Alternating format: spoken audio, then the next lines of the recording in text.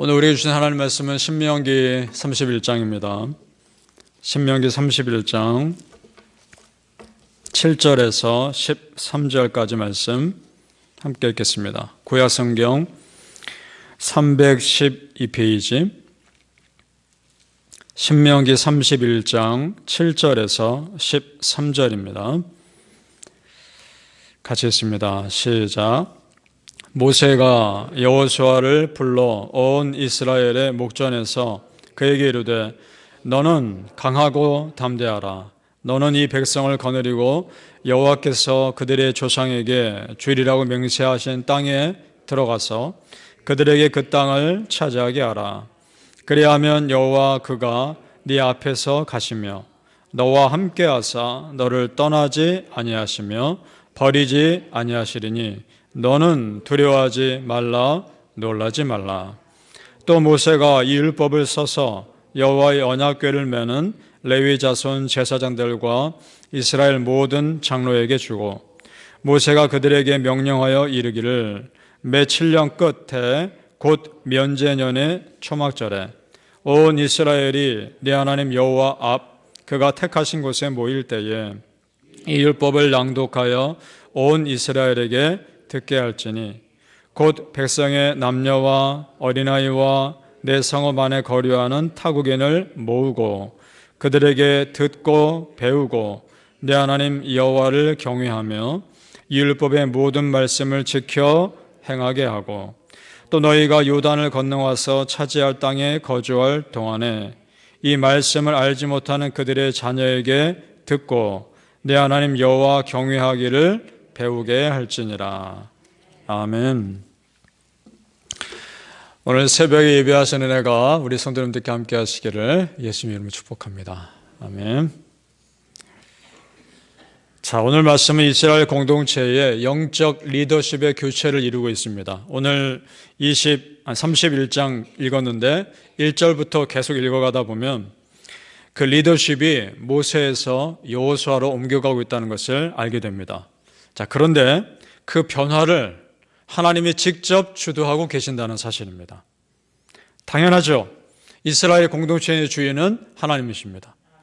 하나님의 공동체를 하나님의 뜻대로 이끌어 가시는 건 당연한 것입니다. 그러니까 모세와 여호수아 그들은 실제 리더가 아닙니다. 그들은 그저 일꾼들일 뿐입니다. 실제 이스라엘 공동체의 리더는 하나님이십니다. 이건 우리도 마찬가지입니다. 우리의 삶의 리더, 내 삶의 리더 주인은 하나님입니다. 우리 교회의 주인도 하나님이십니다. 믿습니까? 하나님 이끌어 가실 겁니다. 이렇게 생각하면 마음이 참 편합니다. 그렇지 않습니까? 내 삶의 주인도 하나님이시고 우리 교회의 주인도 하나님이신데 어련히 알아서 잘 하시겠습니까? 우리는 그저 따르면 되는 거죠. 마음이 참 편해집니다. 고린도전서 3장 16절입니다. 너희가 하나님의 성전인 것과 하나님의 성령이 너희 안에 계시는 것을 알지 못하느냐. 아멘. 맞습니다. 우리는 하나님 겁니다.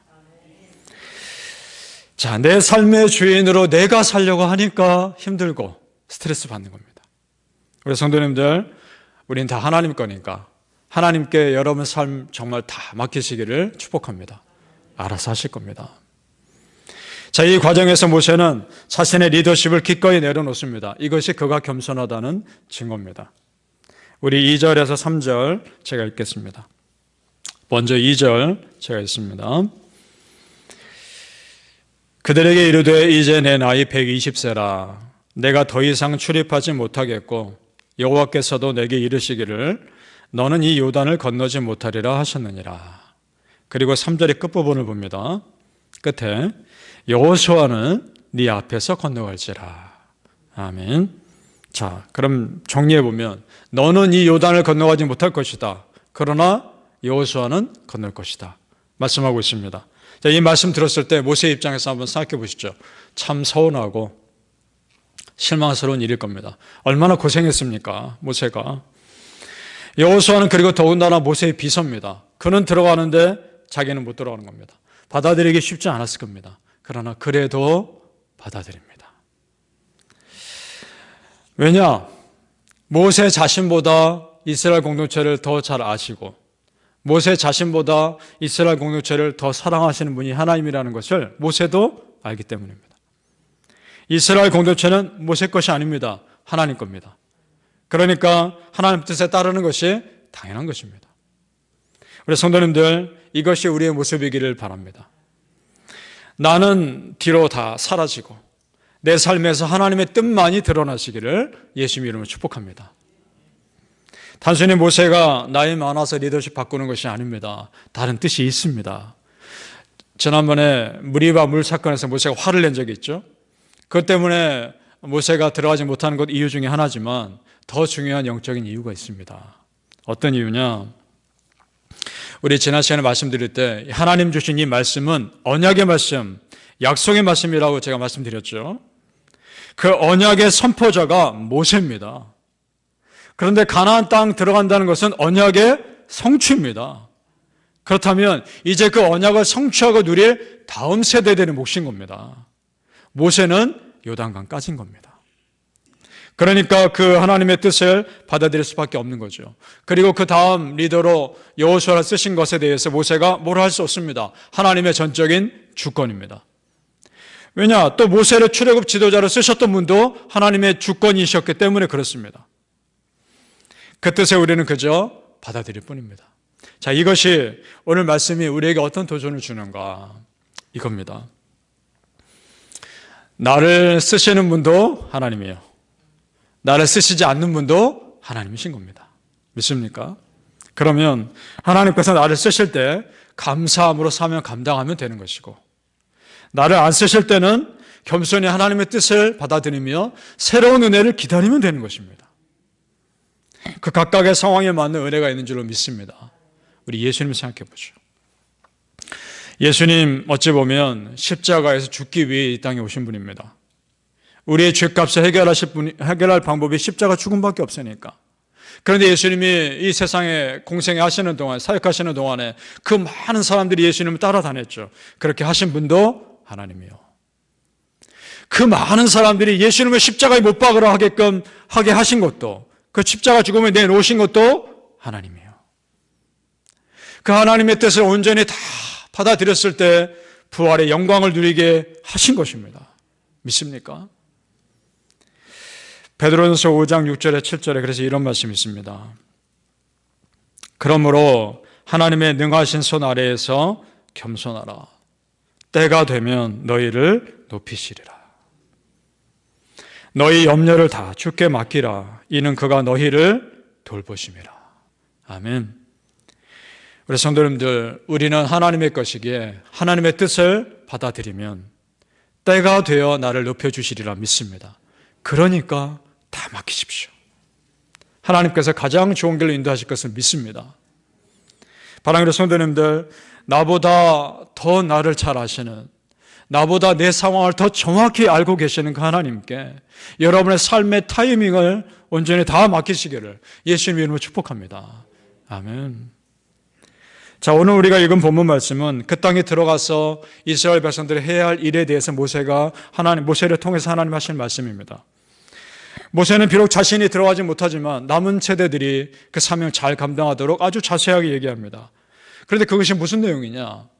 어떤 사회 시스템을 만들거나 군대 조직을 만들라는 것이 아닙니다.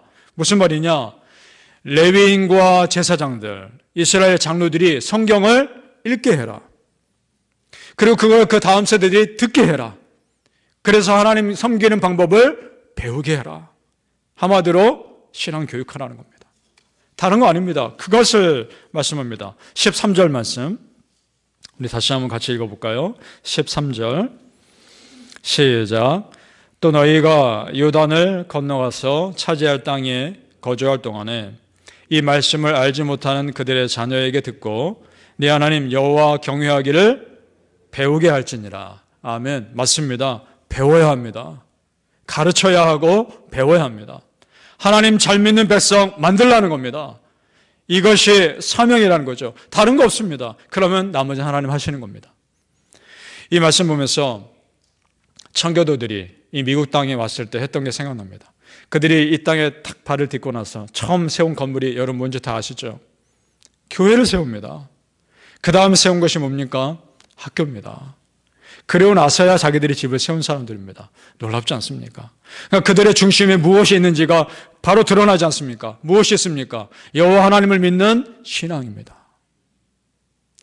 그들의 그 믿음으로 이 나라가 여기까지 온 겁니다. 그 믿음으로. 그래서 우리가 그 믿음을 계속 이어갈 수 있도록 이 나라를 위해 기도해야 되는 겁니다.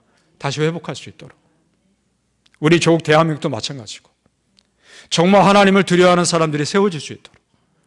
그래서 다시 이 나라가 또 우리 조국 대한민국이 하나님께 다시 크게 쓰임받을 수 있도록 기도하셔야 되는 겁니다.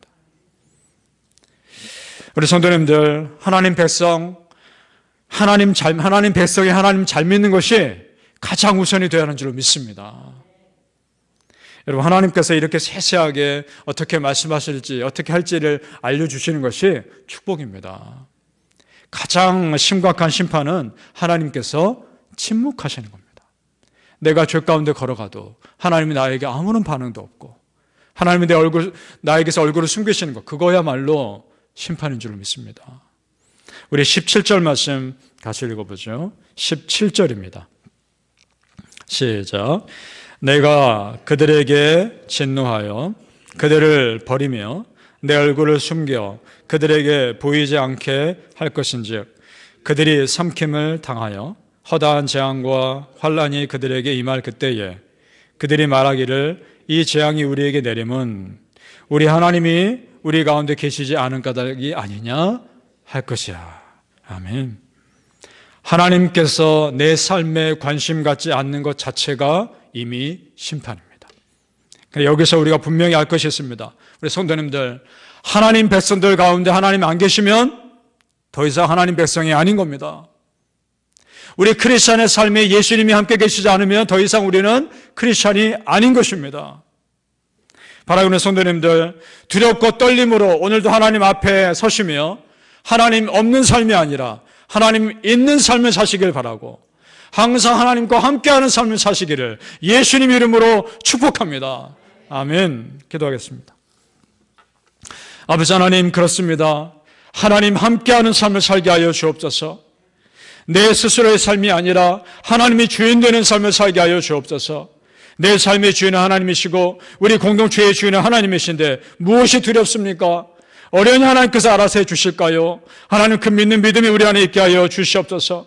하나님께서 가장 좋은 길로 나를 인도하실 것을 믿고 우리는 그저 온전히 따르겠습니다. 하나님 말씀하여 주옵소서. 따르겠습니다. 하나님께서 내 삶을 어떻게 이끌어 가실지, 어떻게 인도하실지 오히려 기대하며 하나님 말씀 앞에 오늘도 겸손히 무릎 꿇고 말씀 앞에 내 마음을 온전히 드리게 하여 주시옵소서. 우리 성도님들 오늘 간절히 기도하는 제목마다 다 응답해 주옵소서.